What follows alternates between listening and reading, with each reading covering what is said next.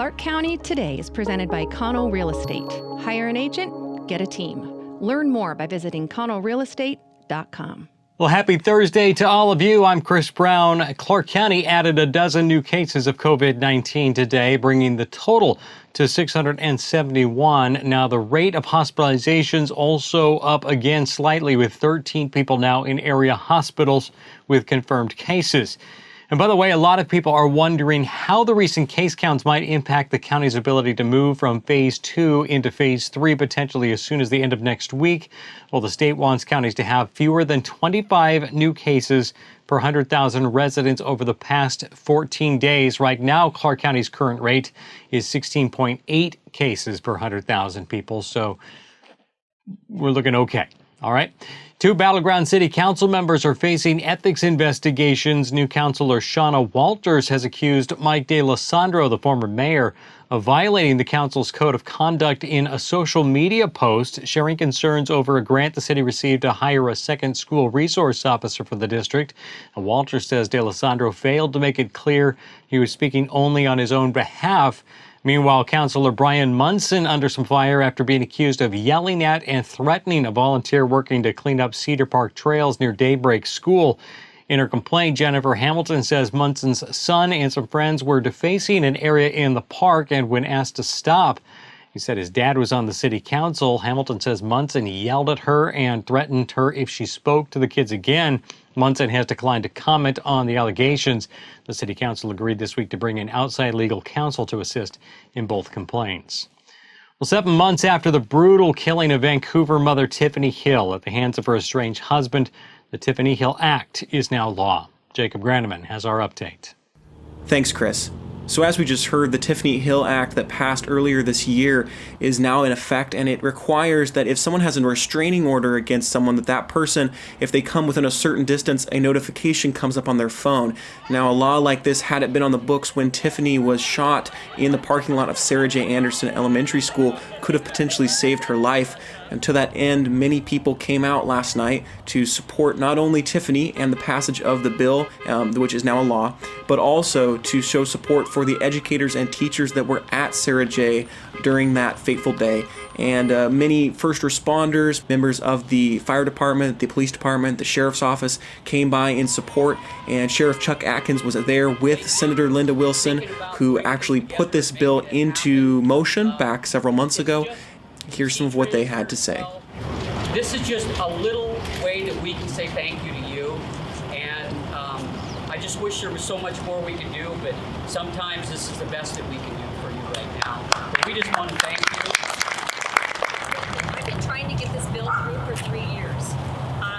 A little bit of my history, why it was so important to me, was because I grew up in a home that where domestic violence was pretty prevalent.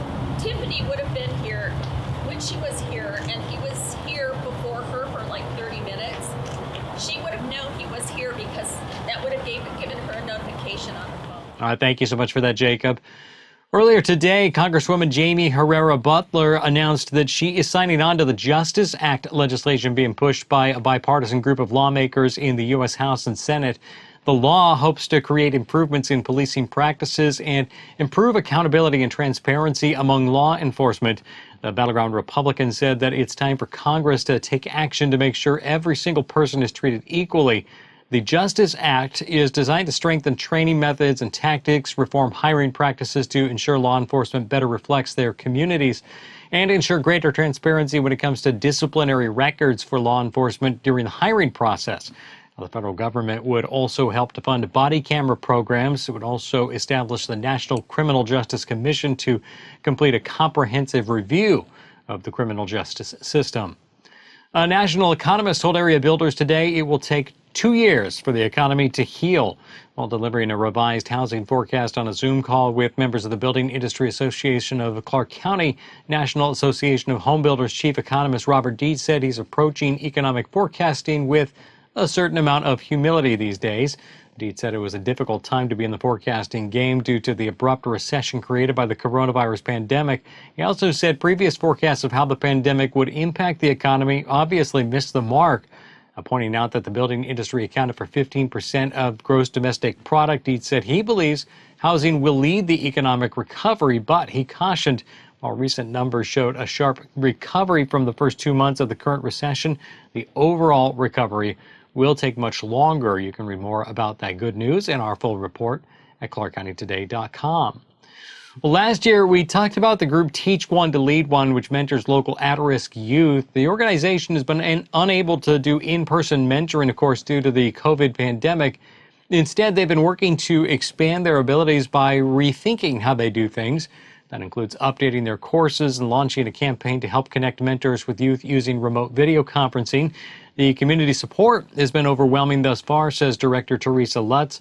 With their newest campaign entitled Move It, Teach One to Lead One has already raised $11,000. On top of the success, one of their mentors, Eddie Odoms, will be combining his desire to raise money and his awareness of racial injustice by walking 18 miles from Skyview High School to the courthouse tomorrow. Odom is a small business owner and veteran who lives here in Clark County. You can check back tomorrow for more on his story.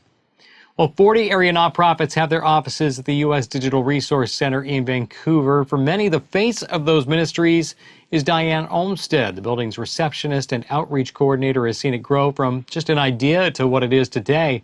Our own Paul Valencia caught up with Diane to talk about her well-deserved retirement. Happy Thursday, everybody. Hey, today we want to celebrate Diane Olmsted. She has been the receptionist and the outreach centers coordinator for many, many years at U.S. Digital. She is basically the receptionist for 40 ministries, and she seems to know everybody's name. She's retiring on July 1st. We want to say thank you, Diane. I just like to say that being a part of the Outreach Center has just been such a blessing for me. I'm very honored that I got to serve in that way. And I love all the people so much. I'm really going to miss them, but I will be back around. All right, thanks, Paul, and all the best to Diane and her family.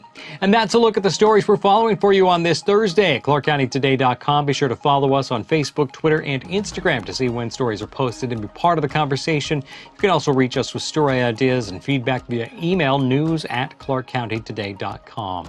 For all of us, I'm Chris Brown. Thanks so much for watching. We'll talk to you again tomorrow.